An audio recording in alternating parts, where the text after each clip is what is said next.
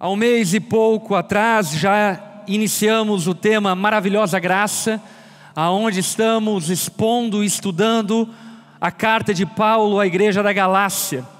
E hoje nós vamos para a segunda parte do capítulo 2 da carta de Paulo aos Gálatas. Gálatas capítulo 2, versículo 11 em diante, será o texto que será usado por Deus para nos ministrar nessa noite. Mas antes de lermos, eu quero convidar você a baixar sua cabeça, fechar seus olhos, para que possamos orar ao Senhor, dedicando a Ele esse tempo e clamando por sua graça e misericórdia. Vamos orar. Senhor, obrigado por nos trazer até aqui nessa noite. Obrigado por sua bondade, amor, graça e misericórdia. Pai, nós reconhecemos que não somos dignos do teu amor, mas ainda assim o Senhor nos amou. Nos amou ao ponto de entregar seu Filho, Jesus Cristo, para que pudesse nos substituir na cruz do Calvário. E nós somos tão gratos a Ti por isso. Obrigado, Pai. Obrigado, Jesus. Obrigado por morrer em nosso lugar, ainda que nós éramos pecadores. O Senhor nos substituiu. Obrigado, Jesus. Espírito Santo de Deus, obrigado porque você está aqui no nosso meio, nós cremos nisso. E clamamos a Ti, Espírito Santo, fala aos nossos corações essa noite, quebranta o coração mais duro, reaviva aquele coração que dorme, salva pecadores ainda não arrependidos, e leva-nos ao fim dessa noite, aos Teus pés, para que de fato vivamos para louvor da Sua glória. Nós Te exaltamos, Jesus, Te adoramos, ó Pai, Te bendizemos, Espírito Santo. Reconhecemos que há somente um Deus e nos dobramos diante de Ti, ó Deus. Seja glorificado e exaltado no nosso meio. Essa é a nossa oração, em nome de Jesus. Amém e amém. Amém. Paulo escreve essa carta para a igreja da Galácia uma vez que ela estava recebendo um severo assédio de irmãos judaizantes que entraram dentro da igreja da Galácia e tentaram trazer transtorno àquela igreja, confundindo a mensagem do Evangelho e acrescentando aspectos à mensagem do Evangelho que não é de fato a mensagem do Evangelho de Cristo. Paulo reage a essa ação inoportuna desses judaizantes, então escreve essa carta para a igreja da Galácia, para colocá-los novamente no trilho do Evangelho, para que eles não perdessem a liberdade que receberam de Jesus. No capítulo 2, lá no versículo 1 em diante, nós vemos Paulo narrando a visita que ele fez até Jerusalém. Jerusalém era o QG da igreja apostólica, da igreja de Cristo.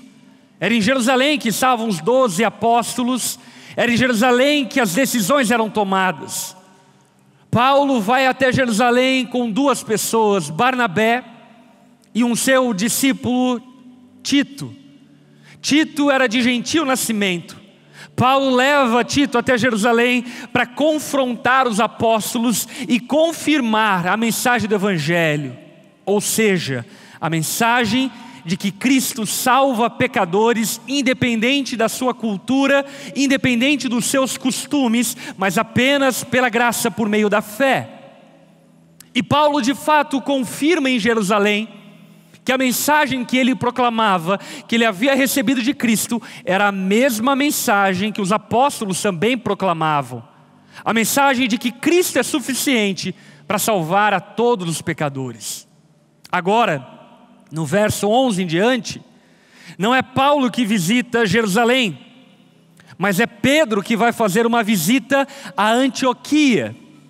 Se Jerusalém era o QG, da igreja judaica, Antioquia era o QG da igreja gentílica.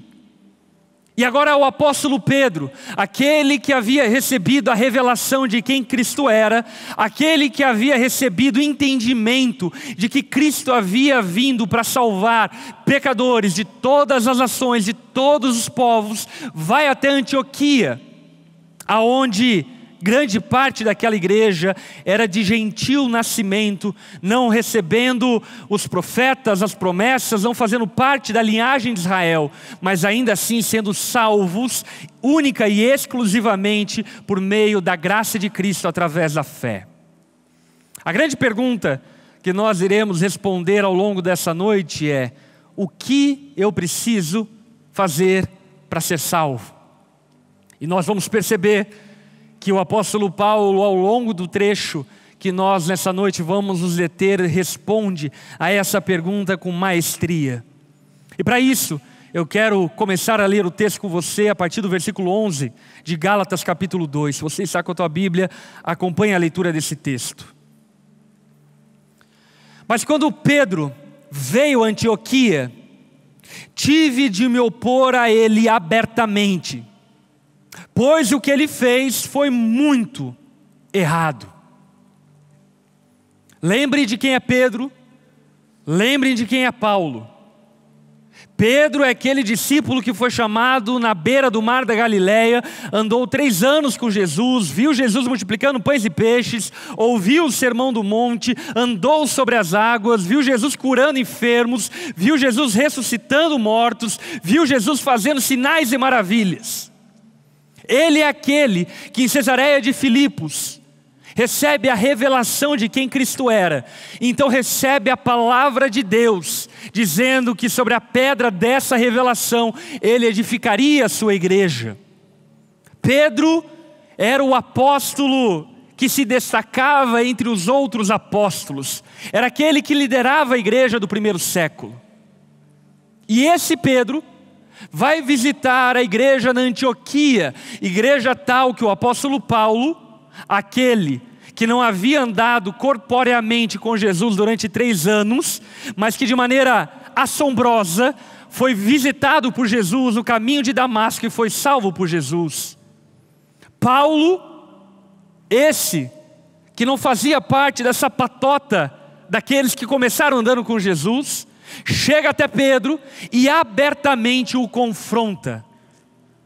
O confronta porque, conforme a definição do apóstolo Paulo, aquilo que Pedro fez era muito errado. Não era pouco errado, era muito errado. O que será que Pedro fez? Será que Pedro falou abobrinhas? Será que Pedro agiu de maneira equivocada? O que levou Pedro a fazer ao ponto do apóstolo Paulo se opor a ele abertamente, ou seja, publicamente? Verso 12.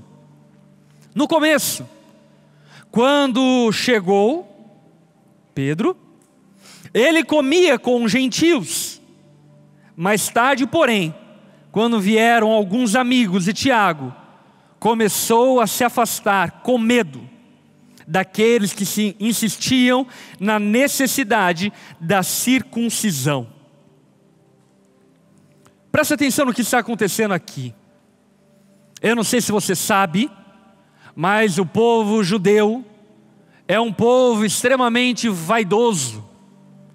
Eles realmente pensavam que ainda que Deus fosse o Criador dos céus e da terra, Ele era apenas o Deus pessoal do povo judeu, daqueles que vieram da linhagem de Abraão.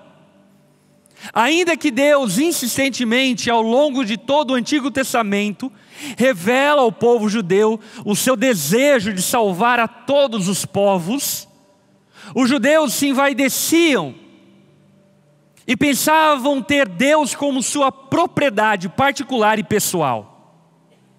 E agora o que está acontecendo aqui é que o evangelho proclamado de Cristo é proclamado para a salvação de todos os povos, de todas as nações, gente de todas as línguas e culturas. A partir do Evangelho de Cristo começaram a se render a Jesus e, portanto, tornar-se participante do povo de Deus. Agora você imagina, esse povo, anteriormente extremamente reservado, segregário, que afastava da comunhão todas as nações vizinhas, agora tem que lidar com um monte de bárbaros, gentios, com culturas e comportamentos e hábitos completamente obtusos, confusos e diferentes dos hábitos judaicos. Pedro, porém, ele havia recebido o entendimento de que Cristo purifica o impuro. E essa revelação ficou ainda muito mais clara quando Pedro tem uma visão no terraço da sua casa, e está o texto narrado em Atos. E no terraço ele vê um lençol, aonde havia diversos animais impuros, os quais os judeus não poderiam comer. E Deus então diz a Pedro: aquilo que eu amo, mata e coma. Toda espécie de animal impuro. Aquilo, obviamente, era uma figura. Ao fim da visão, o que Deus diz a Pedro é: não chame de impuro o que Deus purificou. O que Deus estava dizendo para Pedro é que, ainda que os gentios, os bárbaros, fossem povos extremamente confusos, imorais, idólatras, beberrões, maldizentes, violentos, ainda que esses povos fossem completamente opostos à moral judaica, Deus os salvaria e os purificaria através do seu sacrifício. Pedro creu nessa mensagem. E porque ele creu nessa mensagem, ele chega na igreja de Antioquia e senta à mesa de todos os irmãos. A mesa aqui dita pelo apóstolo Paulo é a mesa da comunhão, chamada de festa ágape. Os irmãos sentavam na comunhão e faziam ali uma comida, uma partilha de comida e refeição. E ao fim dessa refeição, eles celebravam a Santa Ceia como festa da confraternização, da fraternização da igreja de Cristo. Ali não havia distinção social, nessa festa não havia distinção racial. Judeus, gentios, gregos, citas, bárbaros, todos sentados à mesa, partilhando do pão, partilhando da comida, partilhando do vinho e celebrando a Jesus, que os unificou por meio do seu sacrifício. E Pedro, a princípio, participa dessa comunhão, porque de fato Pedro tinha a doutrina correta. Pedro bem sabia, João 3,16, porque Deus amou o mundo de tal maneira que deu seu Filho unigênito para que todo aquele que nele crer não pereça, mas tenha a vida eterna. Pedro cria nessa mensagem. E por crer nessa mensagem, ele partilhou da comunhão sem distinção. Entretanto, o que Paulo ressalta é que, embora Pedro cresce nessa mensagem e primeiramente tivesse partilhado da comunhão sem nenhuma reserva, quando chega os crentes da patota dos judaizantes na Antioquia, Pedro fica com medo. Medo do quê? Medo de que a sua reputação fosse ferida. Medo de que ele fosse maldito por esses falsos irmãos que veriam ele praticando hábitos e partilhando da comunhão no qual até então os judeus eram proibidos de partilhar. Pedro é tomado de receio e medo. Então ele se aparta da comunhão. E é isso que Paulo diz que Pedro fez, que era muito errado. O erro de Pedro não era simplesmente o fato de não querer comer com certos irmãos. O erro de Pedro é que, na verdade, esse comer ou não comer com os irmãos demonstrava que a sua doutrina estava sendo colocada em xeque. Pedro, na sua conduta, negava aquilo que cria na sua doutrina. E por isso que Paulo repreende Pedro. Como assim, Pedro? Como assim você vai deixar de partilhar da comunhão só porque alguns falsos irmãos estão te acusando de ferir os princípios judaicos? Pedro, você crê no mesmo evangelho que eu. Cristo é suficiente para salvar gente de toda língua, povo e nação, pessoas de todo tipo de cultura. Por que, Pedro, você faz essa distinção? Pedro é corrigido abertamente pelo apóstolo Paulo, porque a atitude e conduta de Pedro negava a sua doutrina. E isso nós percebemos a necessidade de que aquilo que cremos ande em conjunto com aquilo que vivemos. Amém? O nome na teologia disso é ortodoxia, doutrina certa, e ortopraxia, prática certa a partir da doutrina certa. Não é suficiente que creiamos certo. É necessário que a nossa fé dite a forma como vivemos. E se cremos que de fato o Evangelho de Cristo salva pecadores, então não devemos fazer distinção de pecadores. Por causa dos nossos hábitos e preferências culturais, não devemos fazer segregação. Eu não sei se você percebe, mas o que Pedro estava fazendo e praticando naqueles dias era racismo. Ele estava sendo racista, segregando pessoas de culturas diferentes para agradar alguns falsos irmãos. E isso é chocante, porque Pedro, ele prefere abrir mão dos verdadeiros irmãos e agradar aos falsos irmãos. E muitas vezes nós somos sediados e tentados a agirmos como o apóstolo Pedro, em nome de uma boa reputação, abrir mão do Evangelho, abrir mão dos verdadeiros irmãos, para tentar agradar os falsos irmãos. Paulo, ao ver isso, repreende Pedro de maneira veemente. Olha o verso 13. Como resultado, outros judeus imitaram a hipocrisia de Pedro, e até mesmo Barnabé se deixou levar por ela. Pedro agiu de maneira hipócrita, de maneira dissimulada. Ele agiu de maneira equivocada.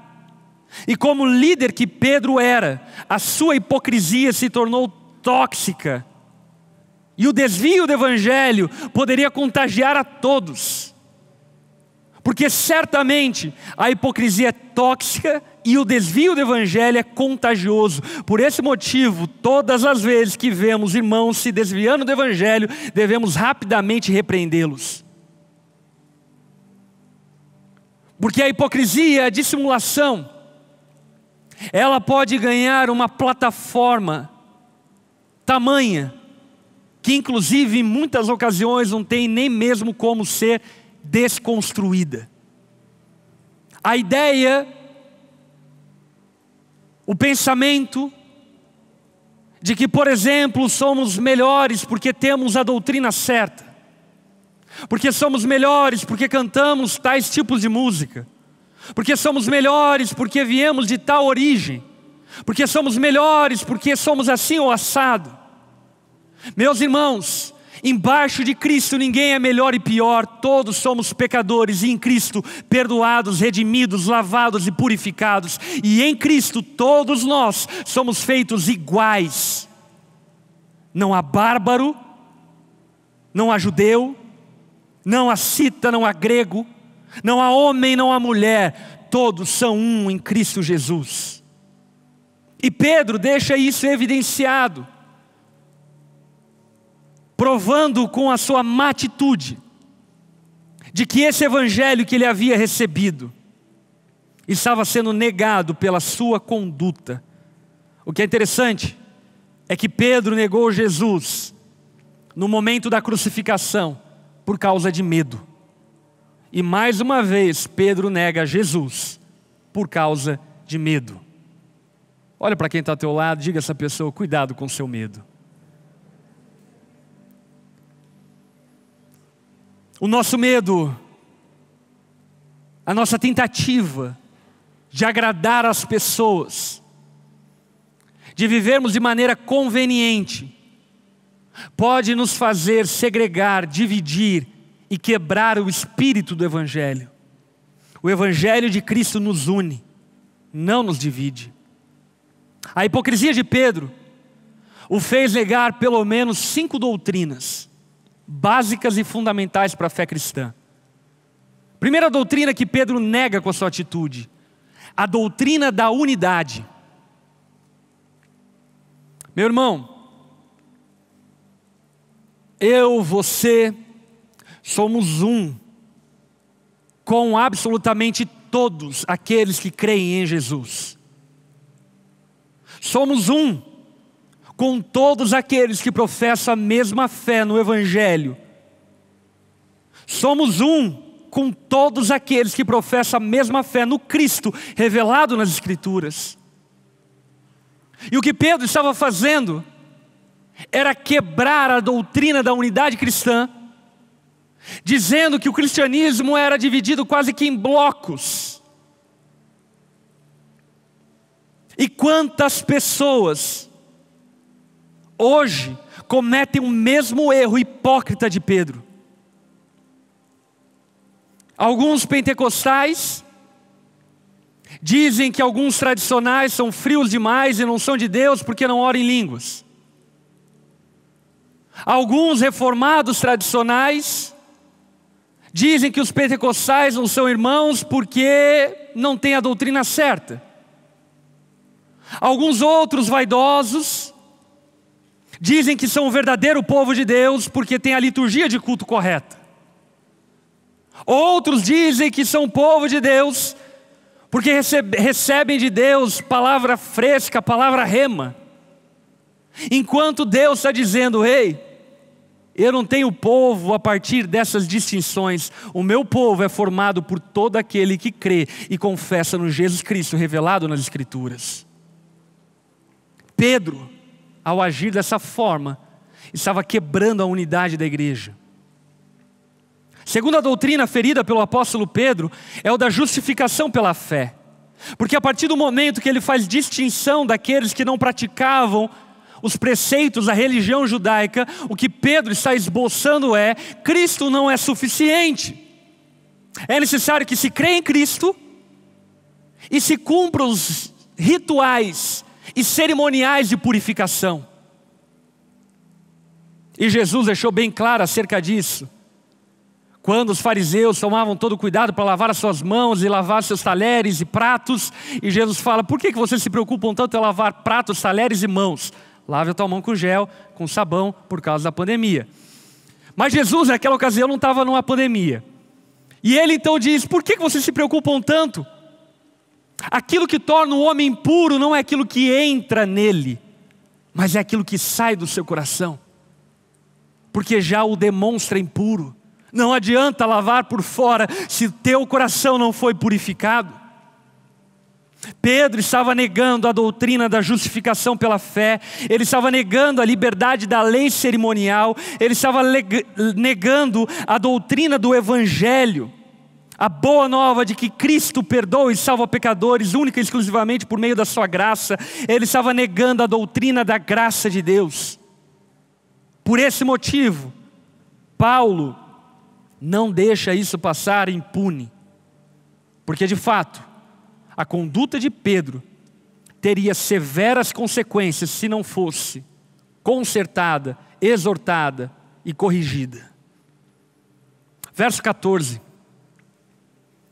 quando vi que não estavam seguindo a verdade do Evangelho, a verdade das boas novas, disse a Pedro diante de todos: Se você, que é judeu de nascimento, vive como gentil e não como judeu, por que agora obriga esses gentios a viverem como judeus? Paulo era safo, né, gente? Paulo, diante de todos, olha para Pedro e diz: Pedro, você está querendo enganar quem? Eu vi você comendo toicinho agora há pouco. Agora você quer obrigar os gentios a não comerem toicinho, mas você estava comendo? A quem você quer enganar, Pedro? Que tipo de dissimulação e hipocrisia é essa? A quem você quer agradar? Paulo, a corrigir Pedro abertamente, mostra que o Evangelho está acima de qualquer personalidade. Não importa que era Pedro, o erro dele precisava ser corrigido.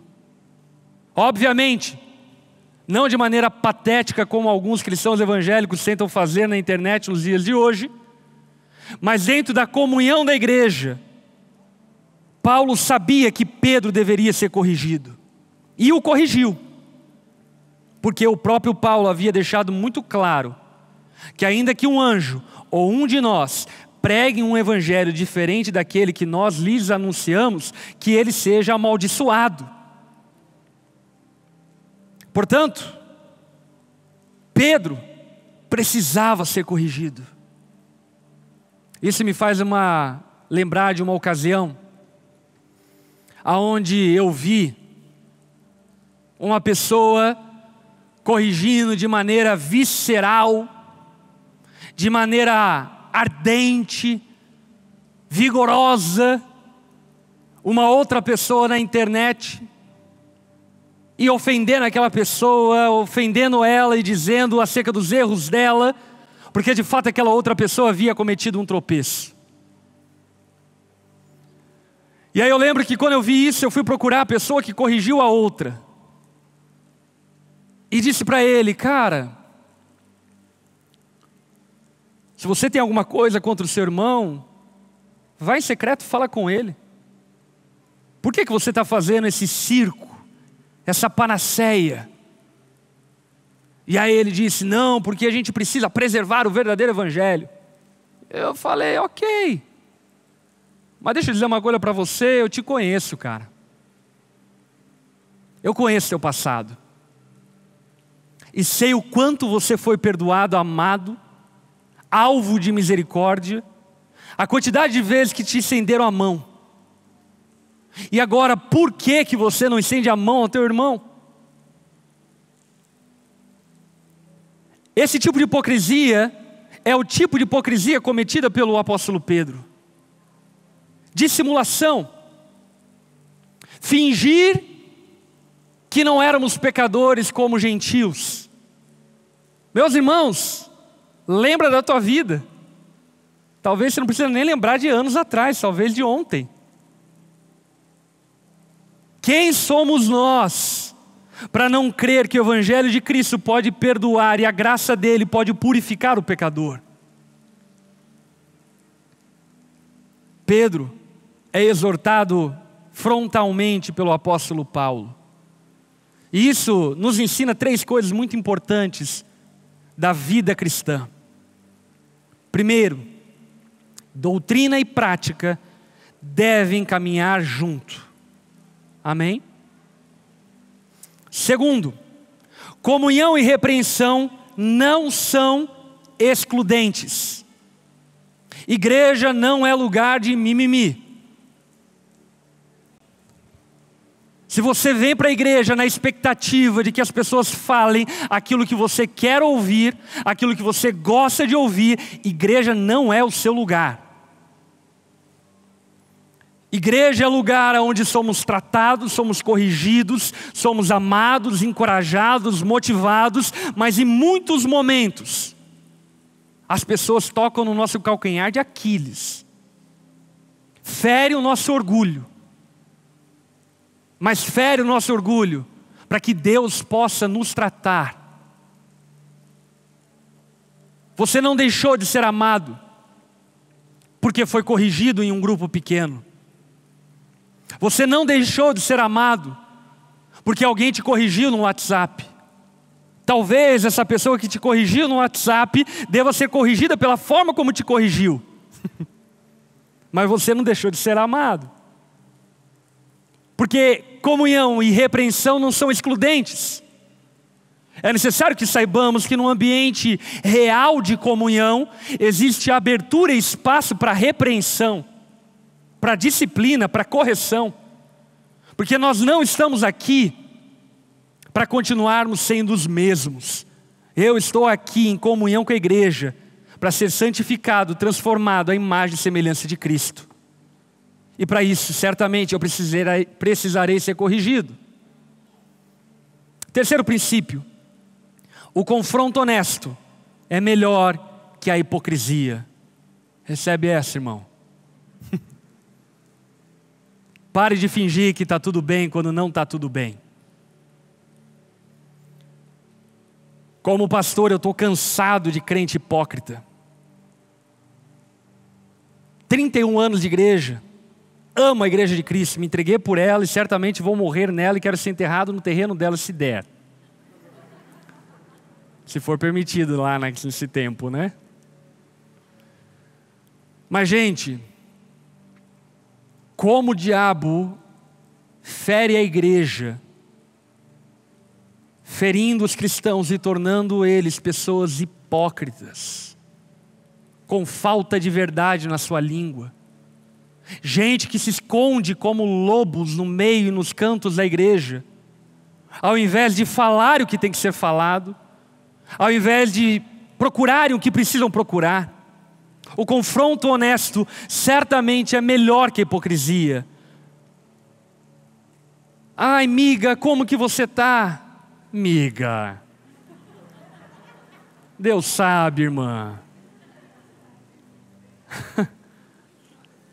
Deus viu o que você fez na sexta-feira passada. Não ceda à hipocrisia, à dissimulação. Corrija, trate, seja corrigido. Verso 15. Você e eu somos judeus de nascimento, e não pecadores, como os judeus consideram os gentios. Verso 16. No entanto, sabemos que uma pessoa é declarada justa diante de Deus pela fé em Jesus Cristo e não pela obediência à lei. Repita comigo. Nós somos declarados justos diante de Deus por meio da fé. É isso que Paulo está dizendo. O que Paulo está dizendo é que ninguém será declarado justo diante de Deus baseado nos seus próprios méritos. Portanto, se de alguma forma eu e você estamos em uma posição onde receberemos a salvação de Deus, a eternidade, o novo céu e a nova terra, isso não veio até nós por causa dos nossos méritos, mas veio até nós por causa da nossa fé em Jesus Cristo. Portanto, a declaração geral é: não há um justo, senão por meio de Jesus. Ninguém será declarado justo diante de Deus, senão pela fé em Jesus Cristo. Ainda no verso 16, Paulo faz uma declaração pessoal agora dizendo: e cremos em Cristo Jesus, para que fôssemos declarados justos pela fé em Cristo, e não porque obedecemos à lei. Agora Paulo se enxerga. Ele diz: Pedro, eu e você também fomos declarados justos diante de Deus, não porque somos bons, mas porque cremos em Cristo. E por isso somos justos diante de Deus, porque cremos no sacrifício substitutivo de Cristo. Por esse motivo, eu e você, Pedro, somos justos diante de Deus, porque não há outra forma de sermos justificados senão através e somente de Cristo Jesus. Paulo está trazendo isso à consciência, porque por vezes nós podemos nos esquecer de quem nós éramos, e porque você parou de fumar, porque parou de beber, porque parou de transar de maneira ilícita, achar que você é o super crente das galáxias, e de que você e Jesus é tipo assim, a mesma coisa. Eu, você, todos aqueles que são justos diante de Deus, nos tornamos justos não por meio daquilo que fazemos, mas por meio da fé em Jesus Cristo, que nos justifica e nos purifica de todo pecado. É essa a mensagem do Evangelho. Ainda no verso 16, Paulo faz a declaração universal da justificação, dizendo o seguinte: pois ninguém é declarado justo diante de Deus pela obediência à lei. Ninguém. Asiáticos, africanos, latinos, americanos, australianos, neozelandeses, holandeses, nigerianos, angolanos, peruanos, uruguaios, bolivianos. Ninguém é declarado justo diante de Deus, senão por meio da fé em Cristo Jesus. Meu irmão, a fé cristã, o Evangelho, não é o Evangelho do Ocidente, não é o Evangelho da Europa, não é o Evangelho da América do Norte. O Evangelho e a fé cristã é o Evangelho e é a fé dada a toda a humanidade para que todos sejam salvos por meio de Cristo.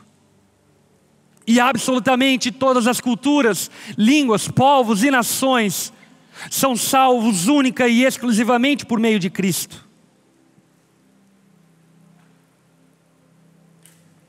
João Calvino diz algo muito precioso. Preste atenção. Se a morte de Cristo é nossa redenção, então éramos cativos. Se ela é o pagamento, então éramos devedores. Se é a expiação, então éramos culpados. Se é a purificação, então éramos imundos. No sentido contrário, aquele que atribui as obras, a sua purificação, o seu perdão, a sua expiação, a sua justiça, o seu livramento, torna inútil a morte de Cristo.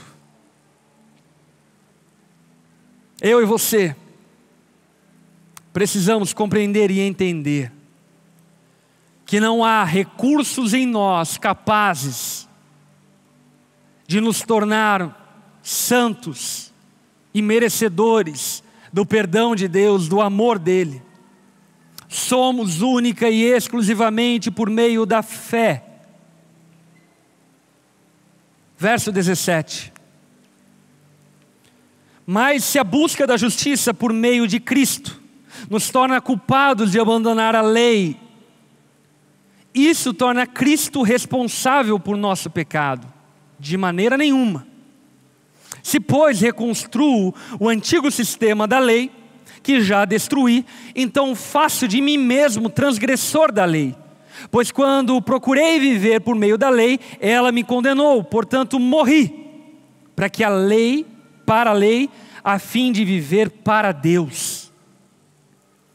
O que Paulo está dizendo é, o antigo sistema da lei, a lei cerimonial, ela era incapaz de nos purificar, mas Cristo nos purificou. A lei moral não foi nos dada para que fôssemos salvos por nossos méritos, mas ela foi nos dada para servir de termômetro, para nos mostrar o quanto precisamos de Cristo. Quantos aqui precisam de Cristo? A lei nos mostrou isso. É a moral de Deus que nos mostra que precisamos de salvação. E esse é o motivo pelo qual Satanás é tão amoral, tentando desfazer a moralidade, para que os homens não sintam a culpa que a moral de Deus causa, e não sentindo a culpa que a moral de Deus causa, eles não corram aos pés de Cristo, clamando por sua misericórdia. Agora uma coisa é certa, a justificação é a maior necessidade de todos os homens. Todos nós mais do que a comida, mais do que a bebida, precisamos que Cristo nos justifique, nos redima da nossa culpa, do nosso pecado. Por 4 motivos básicos. Primeiro, porque o homem é pecador e não pode salvar a si mesmo. Todos pecaram, destituídos estão da glória de Deus. Pastor, eu dou conta da minha vida. Dá conta de ir para o inferno. Todos pecamos e não podemos salvar a nós mesmos. Pode alguém que está se afogando salvar outra pessoa que está se afogando? Não. Nós precisamos de um salva-vidas. Precisamos de alguém que saiba o que está fazendo e nos tire desse afogamento o mais rápido possível. E foi isso que Cristo fez por nós. Precisamos de justificação, porque o homem é impuro e não pode se purificar.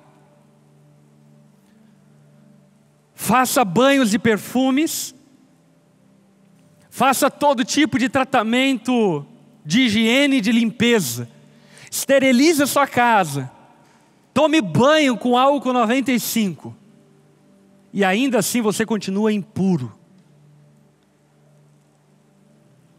Porque,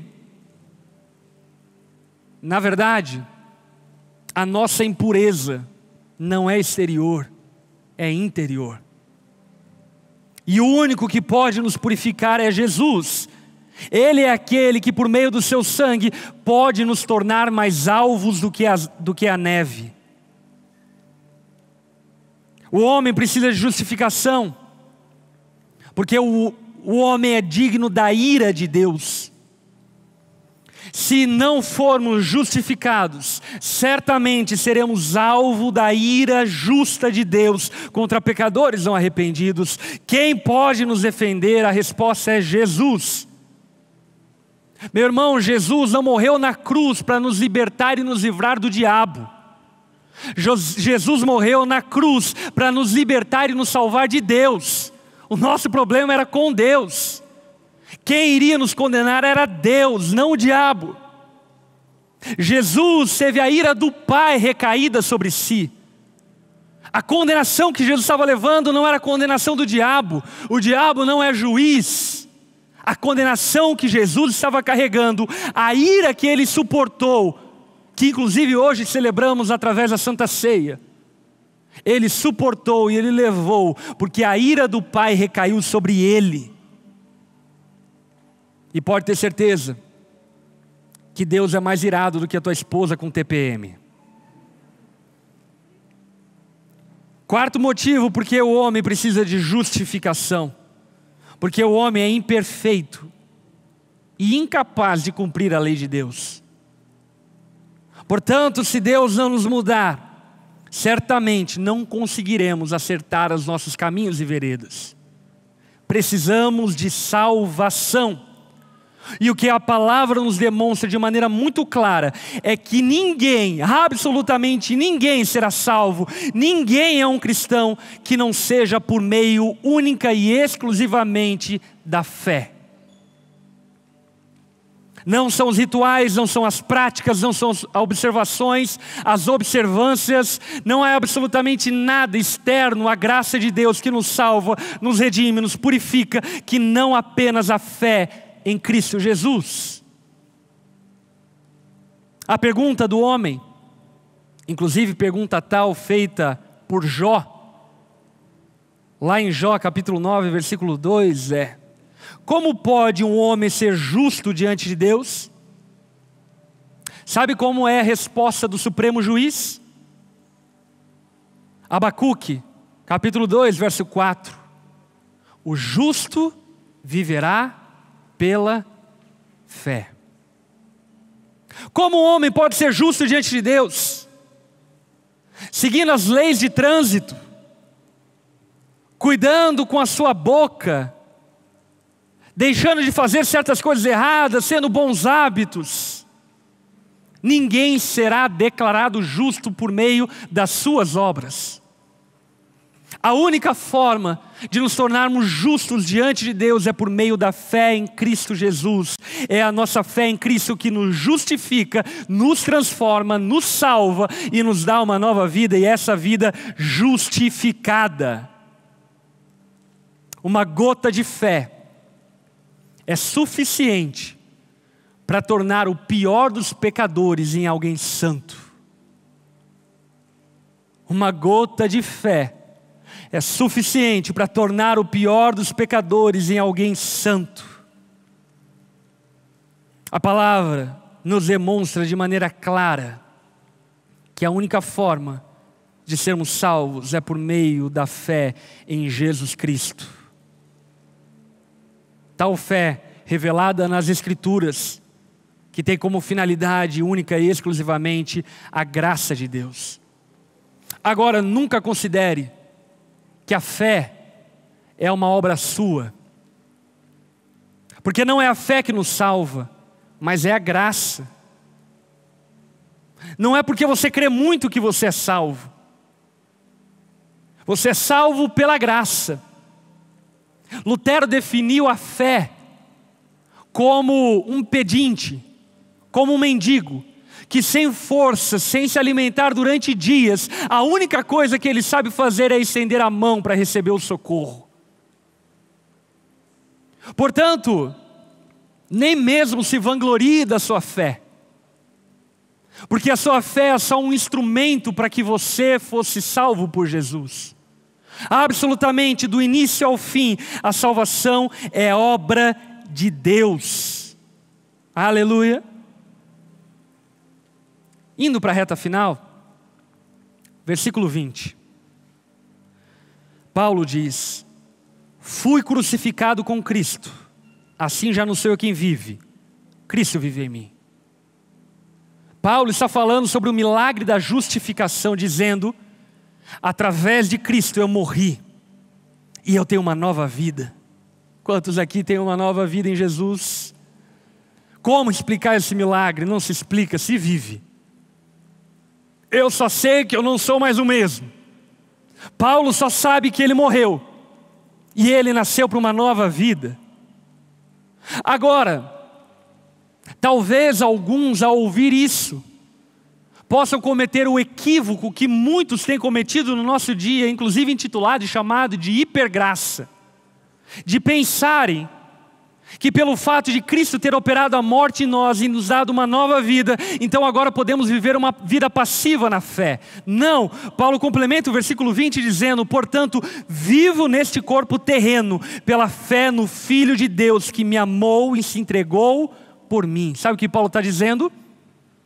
Jesus me salvou, me deu uma nova vida, e agora a vida que me sobrou, essa vida terrena, eu vivo pela fé. Eu me esforço em agradar a Deus, eu me esforço em obedecer aos seus mandamentos, não para que eu seja salvo, porque eu já fui salvo, mas justamente porque eu fui salvo, agora eu vivo em conformidade com a salvação que me alcançou. E aí nós encerramos no verso 21. Não considero a graça de Deus algo sem sentido. Meu irmão, não considere a graça de Deus algo sem sentido. Todas as vezes que você pensa que alguma coisa que você fez ou deixou de fazer te torna menos ou mais, te torna mais próximo ou mais distante de Deus, todas as vezes que você atribui às suas ações o amor de Deus sobre você, você está tornando a graça de Deus sem sentido. E Paulo está dizendo: não, eu não considero a graça de Deus sem sentido. O favor imerecido de Deus tem sentido. Ele derramou sobre a minha vida, e por esse motivo eu vivo a partir dessa convicção de que Deus me amou, ainda que eu seja o pior dos pecadores, que Ele me amou, ainda que eu tropece, que Ele me amou, ainda que eu não seja quem eu devo ser, que Ele me ama e irá me transformar como Ele prometeu que iria. Não torne a graça de Deus algo sem sentido na sua vida. Não comece pela fé e termine pelas obras. Comece pela fé e termine pela fé. Porque o justo viverá pela fé. Pois se a obediência à lei nos tornasse justos diante de Deus, não haveria necessidade alguma de Cristo morrer. Paulo encerra esse capítulo deixando claro e enfaticamente descrito e narrado para nós, de que se nós pudéssemos garantir alguma coisa para nós mesmos, a morte de Cristo seria inútil, sem valor algum. Certa vez eu ouvi um pregador dizendo que a morte de Cristo mostra o nosso valor. É a pior fala que alguém pode ter. Fala fruto de uma geração narcisista, egocêntrica, antropocêntrica, individualista. Não, a morte de Cristo não mostra o nosso valor. Nós somos pó. Do pó viemos, ao pó voltaremos. Se Cristo não transformar esse pó em vaso de honra e derramar sobre esse vaso o seu óleo, certamente não temos valor nenhum. O que na verdade a cruz de Cristo nos mostra é o valor do sangue de Jesus. Que embora nós sejamos tão pecadores, foi suficiente para nos perdoar e nos dar uma nova vida por meio da fé. Amém? Baixe tua cabeça, feche seus olhos.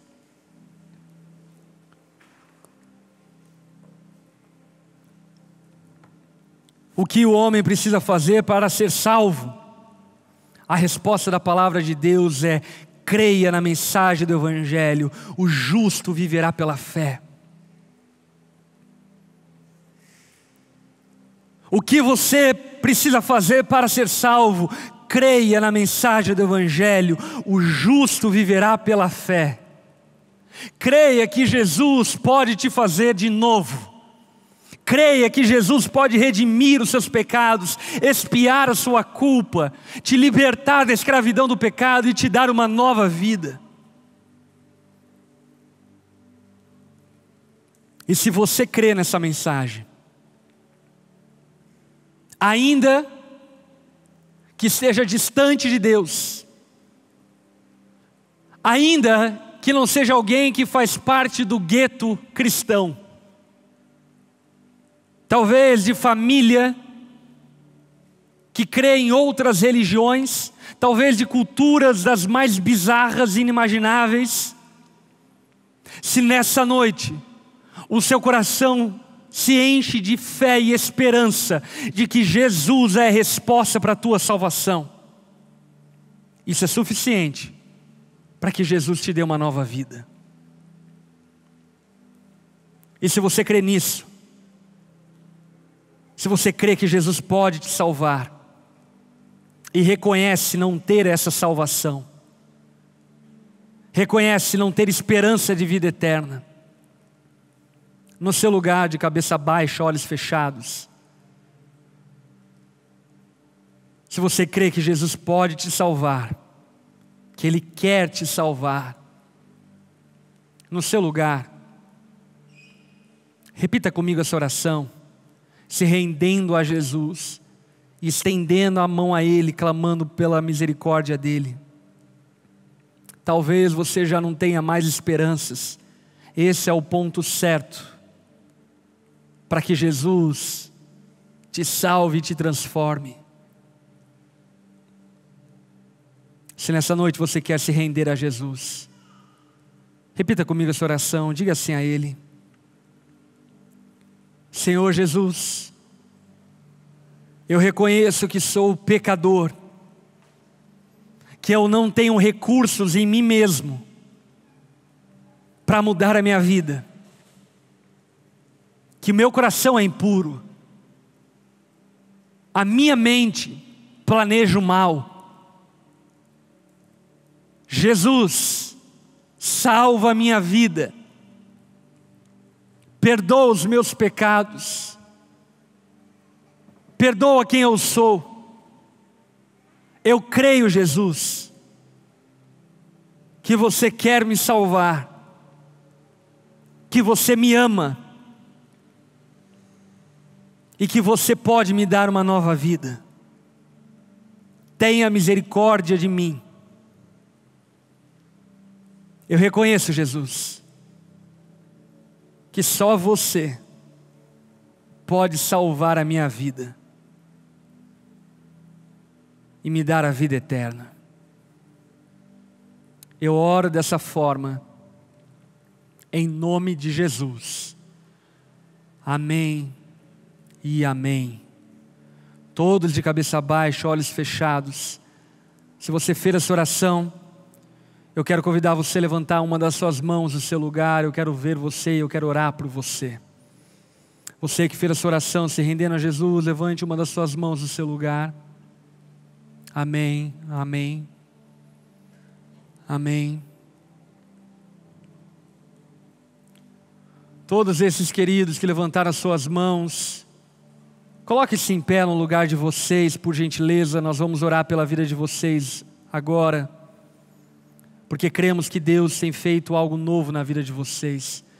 Todos vocês que levantaram as suas mãos, coloque-se em pé no seu lugar. Se você que também está nos acompanhando via YouTube, eu quero convidar você também que se rendeu a Jesus a manifestar essa entrega da sua vida a Jesus aqui no chat, dizendo: eu me rendo a Jesus, e nós vamos orar por todos vocês. Quero convidar a igreja a estender a mão em direção a esses irmãos e irmãs. Vamos orar pela vida deles. Pai, o Senhor conhece cada uma dessas pessoas, e nós cremos que o Senhor os atraiu até aqui essa noite, para que a história deles fosse transformada por meio do Evangelho. Jesus, salva-os como você fez conosco. Dê a eles, ó Pai, da sua vida. Dê a eles, ó Pai, do seu coração, da sua mente. Confirme essa decisão no coração deles e faça-os frutificar a partir da fé que foi plantada no coração deles, para a glória e para o louvor do Teu nome que nós oramos, Jesus. Amém e amém. Aleluia. Você pode dar uma salva de palmas a Jesus. Glória a Deus, glória a Deus. Quero convidar toda a igreja a se colocar em pé. Nós já estamos encerrando. Quero lembrá-los que a única forma que um homem pode ser salvo não é através da sua performance, mas é através, única e exclusivamente, da fé no Cristo, revelado nas Escrituras, que por meio da sua graça nos salva e nos dá uma nova vida para a sua glória. Não há outra forma. Portanto, não se vanglorie, não se renda ao orgulho, não faça segregações, sabe? Por vezes a gente vai se tornando crente, e isso é bom em certo aspecto, mas a gente vai perdendo a sensibilidade de lidar com pessoas que Deus está salvando. Se torna aquele crente chato, que está na família fazendo churrasco, e os parentes estão bebendo, e isso não é legal. Mas ao invés de pregar o Evangelho, ser amoroso, amável, sensível, taca a mão na mesa e diz: vocês vão tudo para o inferno. Gente, Deus salva pecadores arrependidos, e acredite, Deus faz as coisas mais loucas do mundo que você não possa imaginar. Ontem mesmo eu estava pregando em Goiânia, e no fim do culto veio duas meninas se apresentar a mim, que elas haviam entregue a vida a Jesus nesse ano. As duas eram prostitutas, trabalhavam com a prostituição, entregaram a vida a Jesus e chegaram até mim dizendo: pastor, Jesus transformou minha vida, eu creio nessa mensagem porque eu sou uma nova criatura. Ele me deu paz, Ele me deu alegria, eu não tinha nada disso. Ambas estão mudando de profissão, glória a Deus por isso. Mas como é importante nós nunca nos esquecermos de onde saímos e não acharmos, porque adquirimos bons hábitos, hábitos de pedigree cristão, evangélicos, nos fazem pessoas melhores do que os outros. Nós não somos. É a graça de Cristo em nós que nos justificou e tem nos transformado para a glória dele. Amém? Guarde isso no teu coração, para que você nunca ceda à hipocrisia e à dissimulação. Deixa eu orar pela sua vida, estenda a sua mão como recebendo. Senhor, obrigado por tudo aquilo que vivemos aqui nessa noite. Que noite maravilhosa. Obrigado por sua palavra que foi anunciada. Obrigado, Jesus, pela esperança que foi reavivada em nossos corações. Obrigado pelo privilégio de louvar o Deus que é digno do nosso louvor.